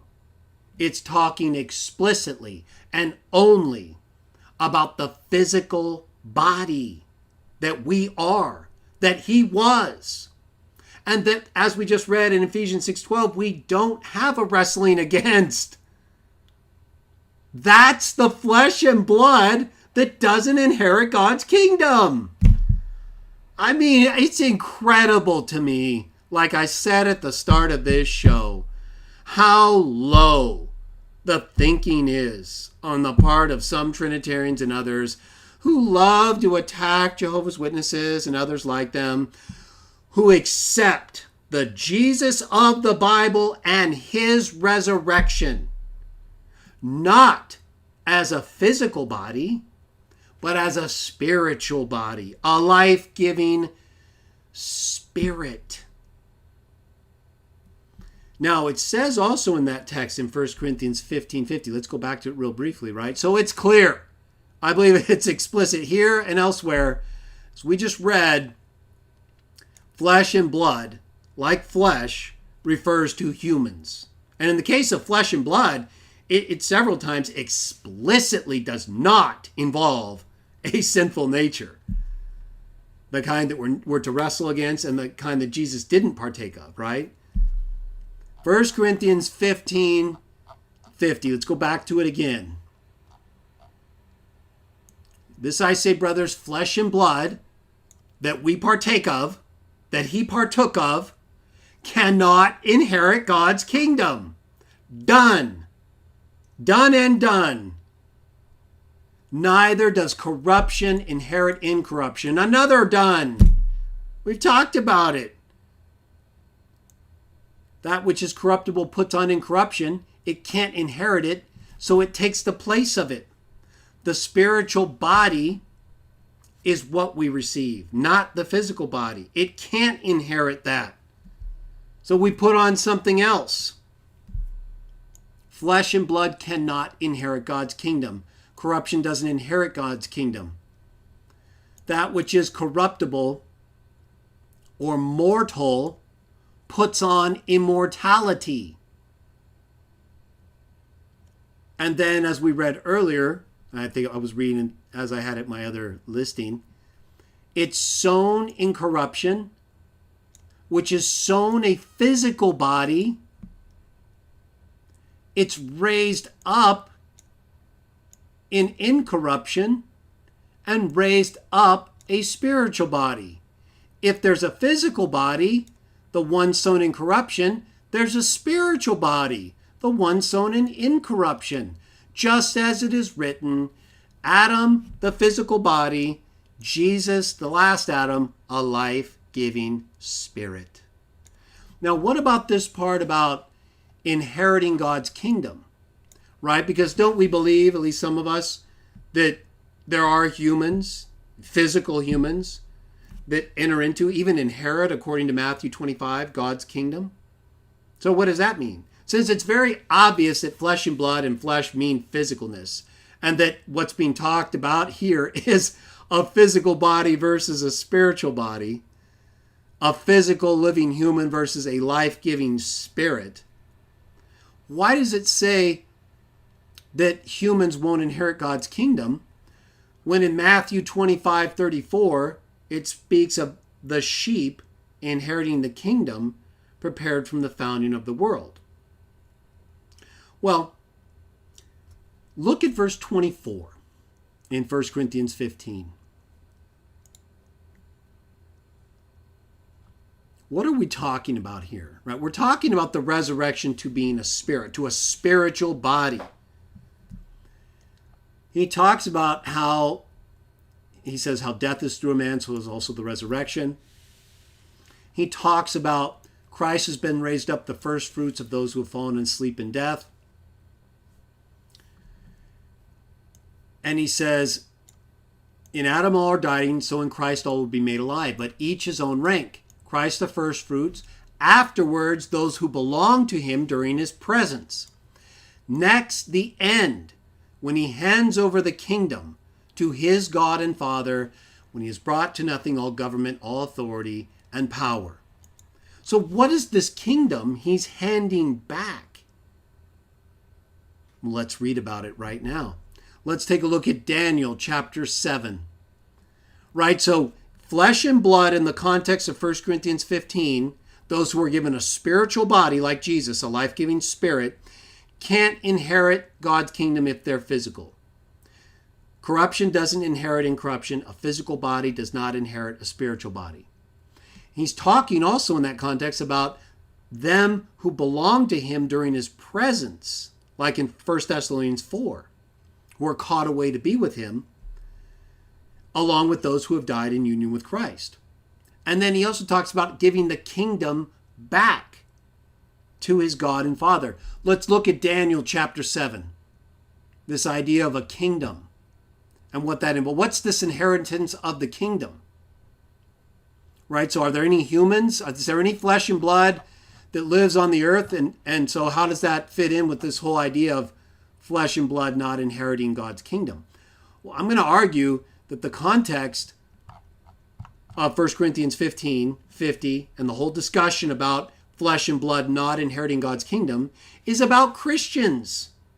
It's about the Christians who are called to rule with Christ, the 144,000 who are taken out of the symbolic 12 tribes, the 12 tribes being all of humanity, as I'm going to show.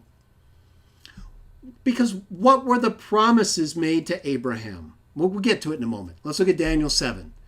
Right, so we're talking clearly about the context of those who belong to Christ, the Christians.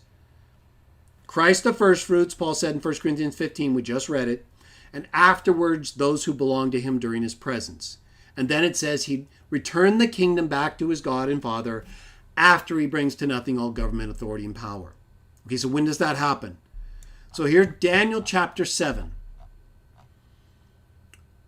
Look at verses 13 and 14. I kept on beholding in the visions of the night, and see there, with the clouds of the heavens, someone like a son of man happened to be coming. The Ancient of Days, he gained access, and they brought him up close even before that one. And to him there were given rulership and dignity and kingdom, that the peoples, national groups, and languages should all serve even him. His rulership is an indefinitely lasting rulership, will not pass away, and his kingdom one that will not be brought to ruin. Right? It's not brought to ruin. He gives it to his Father. So it's not brought to ruin. And it's not that he doesn't continue ruling in some respect, but he has finished the work he was given to do. He gives it back to God, that God may be all things to everyone in the direct sense that he was originally going to be before Adam and Eve disobeyed. Now, look at verses 18 and 27. But the holy ones of the Supreme One will receive the kingdom, and they will take possession of the kingdom for time indefinite, even for time indefinite upon times indefinite.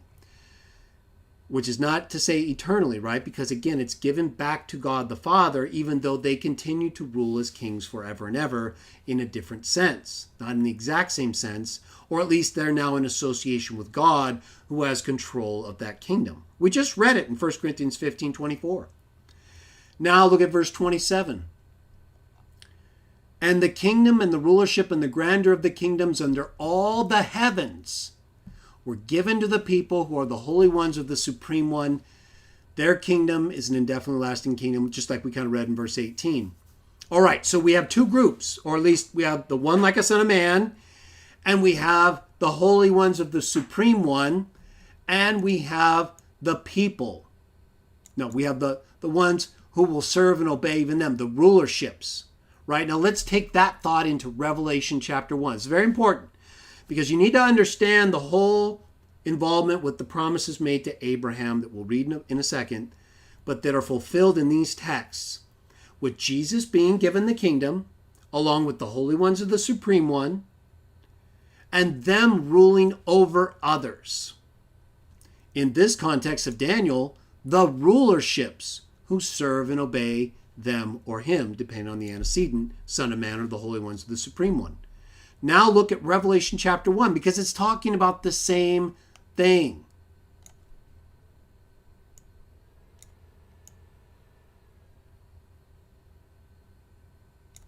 Revelation 1, 5 through 6.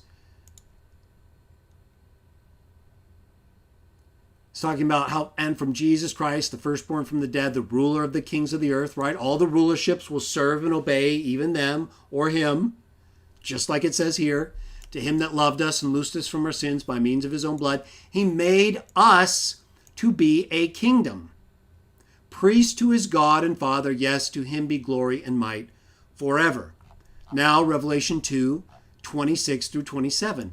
To him that conquers and observes my deeds down to the end, I'll give authority over nations. And he shall shepherd the people with an iron rod. All the rulerships will serve and obey him, them. The ruler of the kings of the earth. Authority over nations. Shepherd the people with an iron rod, and they will be broken to pieces like clay vessels, the same as I have received from my Father. That's exactly like 1 Corinthians 15:24. Let's go back to it real quick. Look at it. Right here. Next, the end, when he hands over the kingdom, right? So he still has the kingdom in Revelation 1, 5, and 6. He made us to be a kingdom. Revelation 2, 26 through 27, I'll give authority over nations. So you break them like a potter's vessel. Look, when he has brought to nothing all government, all authority, and power. So during the 1,000 years, as you're going to see further in a moment, the great crowd out of all nations, tribes, and tongues, the nations who are blessed by Abraham's seed, are living in the earth. And they live by means of the leaves of the trees of life. They're the same ones the devil misleads, establishes authorities that surround Jerusalem before they're destroyed. That's what this is talking about, right? When he brings to nothing all government, all authority, and power. That happens once the devil and all those whom he gives authority to when he's released to attack New Jerusalem are destroyed.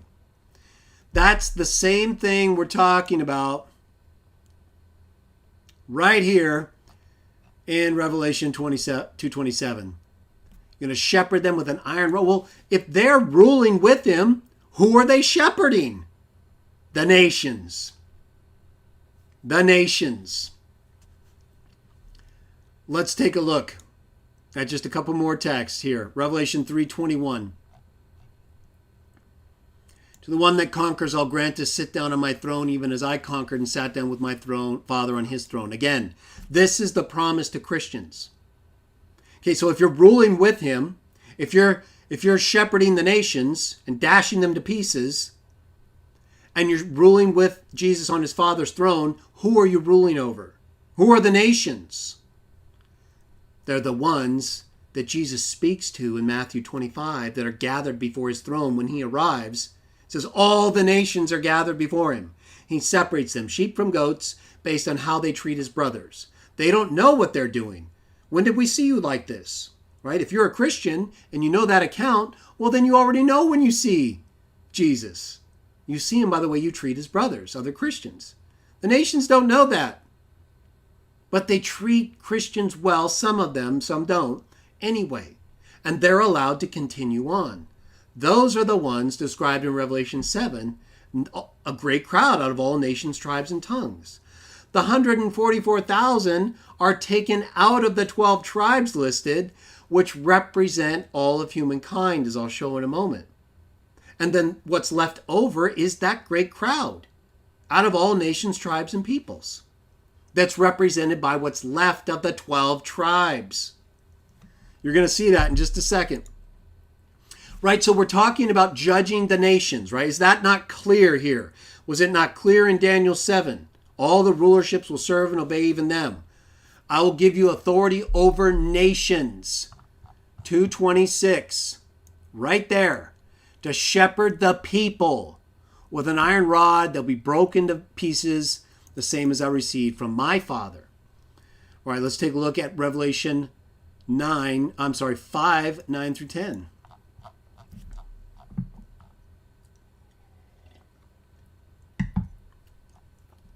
Talking about those, the 4 living creatures, 24 elders, they sing a new song saying, you are worthy to take the scroll and open its seals because you were slaughtered, and with your blood, they're talking about the Lamb, you bought persons for God out of every tribe and tongue and people and nation. And you made them to be a kingdom and priests to our God, and they're to rule as kings over the earth. Just like we saw in Daniel 7 with the holy ones of the Supreme One, just like we saw in Revelation 1 and 2:26, 27, and 3:21, these are the same rulers right here. And notice it says they're out of every tribe, tongue, people, and nation. They're bought out of every tribe, tongue, people, and nation. That's very important. Because if you notice, in Revelation 14,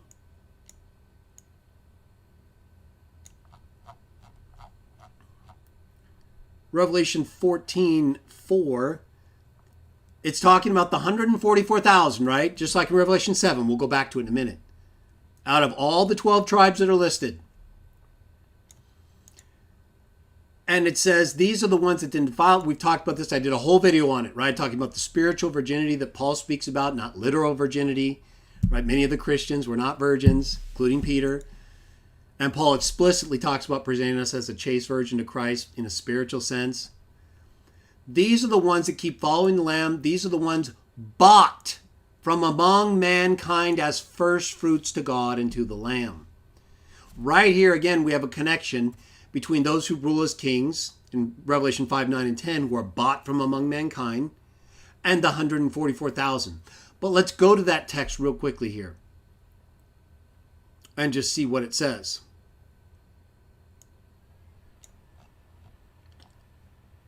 It talks about holding tight the four corners of the earth, right? Saw another angel ascending. Don't harm the earth or the trees till the number of our slaves have been sealed. Again, I did a whole video on this. Who are the 144,000? Number that is sealed, 144,000. And look, they're taken out of the 12 tribes, right? Remember that. Very important. So if they're taken out of the 12 tribes, then there's some of those tribes left, right? Right. Now, let's go to Luke 22 real briefly. Keep that in mind. That's critical. Look at what Jesus says here in Luke 22. So the 144,000 are taken out of the 12 tribes. They're not all of the 12 tribes, right? They're just taken out 12,000 from each of the 12 tribes. So there's a bunch more left in each tribe. Luke 22, 28 through 30. You are the ones that have stuck with me in my trials. I make a covenant with you, just as my Father made a covenant with me for a kingdom. This is the kingdom that flesh and blood cannot inherit. How do we know that? Well, Paul tells us that. And Jesus says in John chapter 14 that in the house of his Father there are many abodes. That is why he's going his way to prepare a place for them, that where he is, they may also be. What does he say in Revelation 3:21? If you conquer, you sit down with me on my Father's throne. Where's the Father's throne? In the house of the Father. That's the kingdom that you inherit. It's the heavenly kingdom that's being spoken about in relation to the heavenly body. The heavenly one out of heaven, spiritual body. It's not talking about the earthly kingdom that the heavenly kingdom rules over from his Father's throne in his Father's house. Look, though, at verse 30. That you may eat and drink at my table in my kingdom and sit on thrones to judge the 12 tribes of Israel.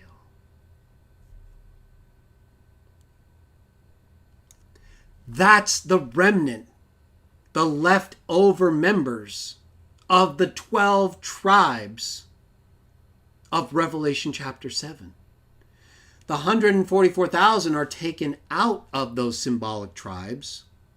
The ones left over are those tribes that the ones taken out of those tribes judge, just like we saw in Revelation 2, 26 and 27, and Daniel 7, 13, 14, 18, and 27. Which is all consistent with what? The promise made to Abraham. Let's go to it.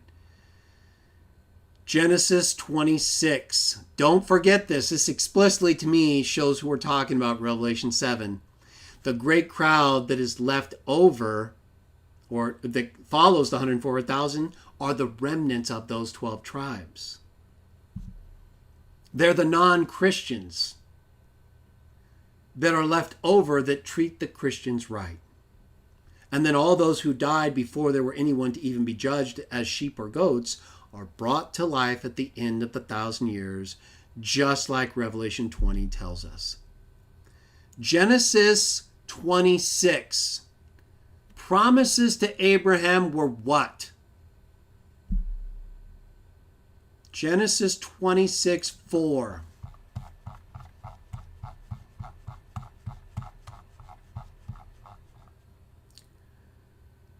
And I will multiply your seed like the stars of heaven, and I will give to your seed all these lands. And by means of your seed, all nations of the earth will bless themselves. Are all the nations of the earth Abraham's seed? No. We know that, not only in a literal sense, because they're not Jews, right? But even in a Christian sense. Galatians chapter 3.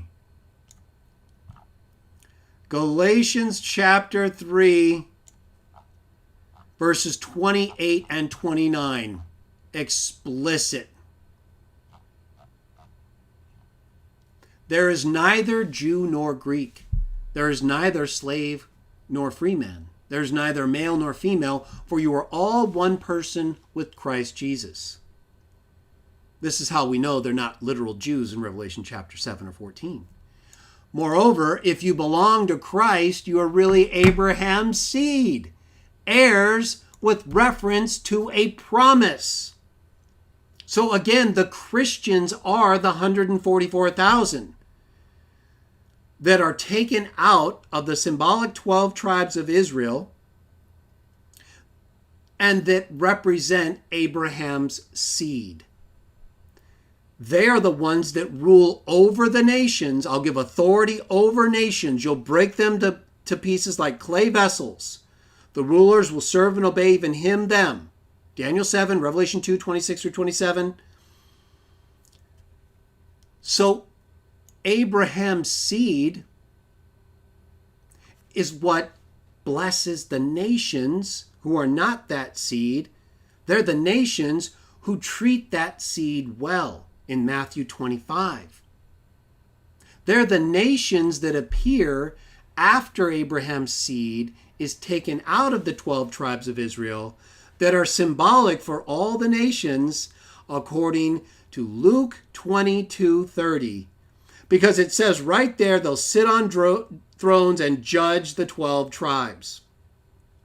Well, if Abraham's seed is Israel, is all the 12 tribes literally, where's the separation?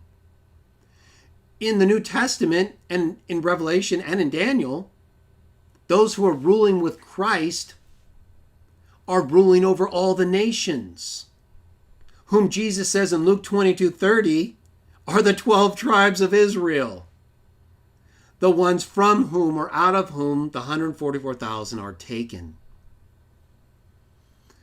that are bought from among mankind. Revelation 14:4 says they're bought from among mankind. So mankind is the same thing as the 12 tribes. They're taken out of the 12 tribes. They're bought from among mankind. The Christians, Abraham's seed, judge the 12 tribes, which would have to be the remnants of those tribes that are not the 144,000. This is talking about the heavenly kingdom. That's what Paul is talking about when he speaks of flesh and blood not inheriting God's kingdom. He's not talking about the nations. He's talking about the heavens. He's talking about the kingdom that'll be comprised of those with spiritual bodies, the ones who will bear the image of the heavenly one. So that's the explanation you should keep in mind. And we'll go ahead and just show further this idea that Jesus is in fact speaking, or that he's ruling over the nations along with the seed of Abraham, the 144,000. Let's take a look at Revelation 21 and some text thereafter. But again, right here we can see the Christians are Abraham's seed. By means of your seed, all nations will bless themselves. The seed and the nations are not the same thing.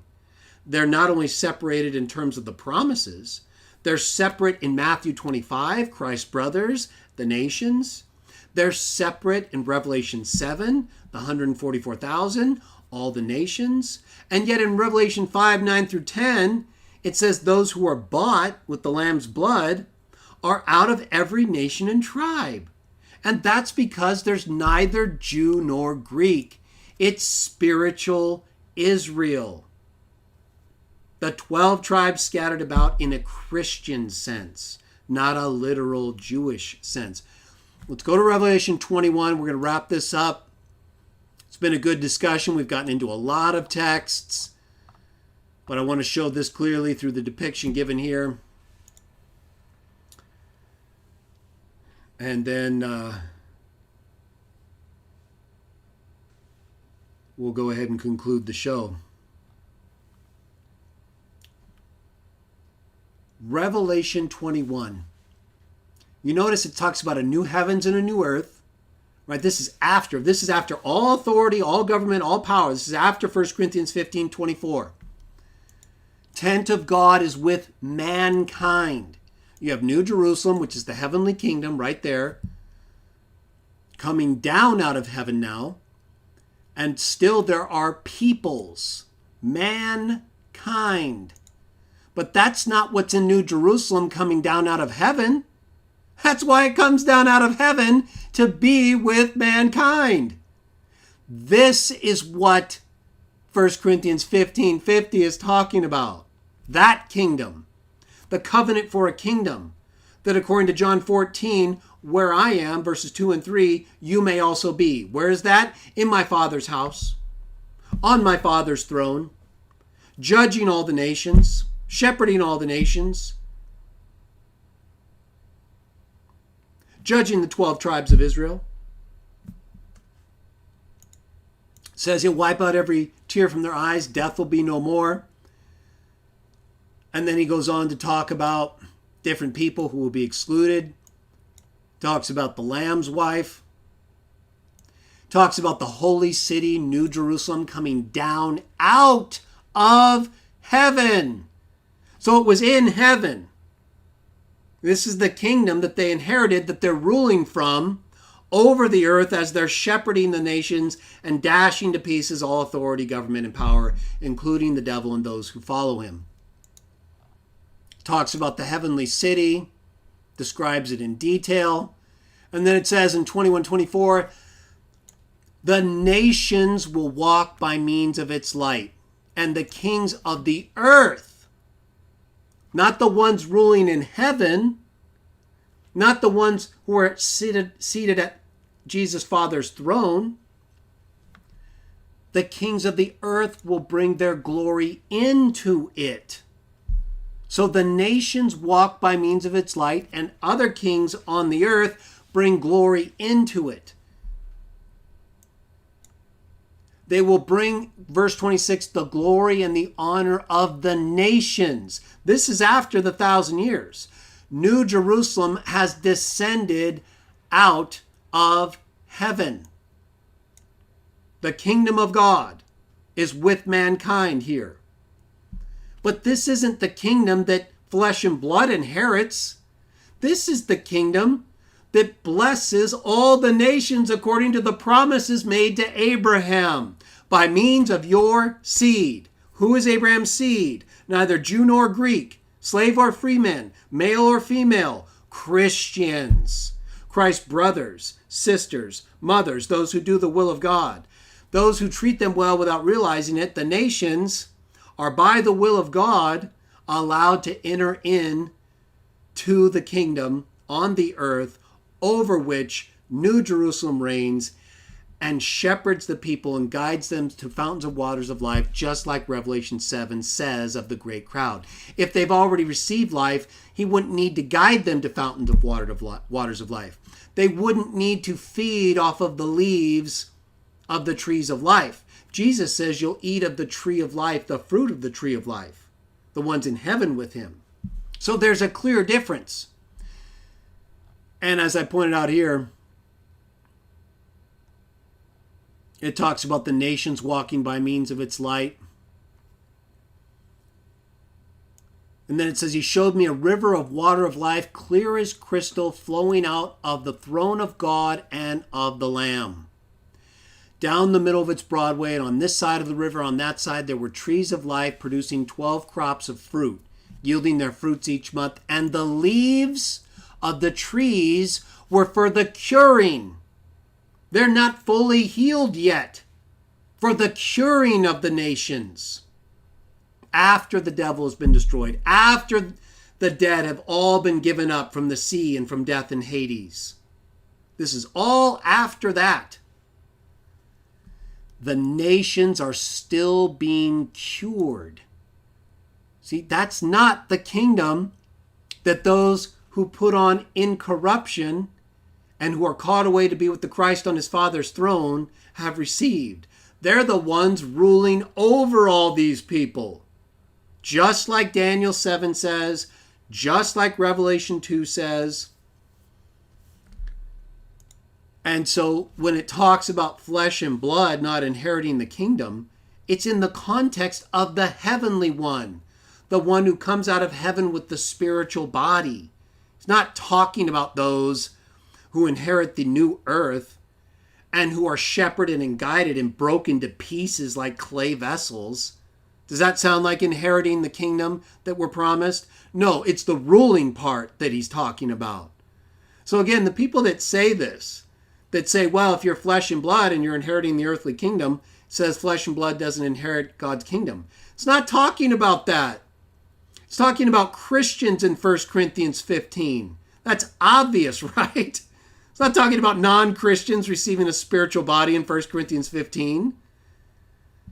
Here it's talking about the nations who are preserved through the great tribulation and who wash their robes and make them white in the blood of the Lamb, and he guides them to fountains of waters of life, and they feed, even after all this, on the leaves of the trees that are produced from the water that flows from the throne of God and the Lamb, the curing of the nations. Let's take a look at one last verse to make this clear from a Christian perspective. 1 Peter 1:3, right? I keep talking about in 1 Corinthians 15, it's talking about Christians there. Just like in Matthew 25, Christ's brothers are Christians there, but those of the nations who don't even know what they're doing aren't Christians there. They're people who are approved because they did the right thing without knowing what they were doing. 1 Peter 1:3. This is what they hoped for. Blessed be the God and Father of our Lord Jesus Christ. No Trinity, sorry. For according to his great mercy, he gave us a new birth, according to a living hope through the resurrection of Jesus from the dead. Just like in 1 Corinthians 15. Resurrection of Jesus from the dead is a life-giving spirit. Verse 4. To an incorruptible and undefiled and unfading inheritance. It is reserved in the heavens for you. Flesh and blood cannot inherit God's heavenly kingdom.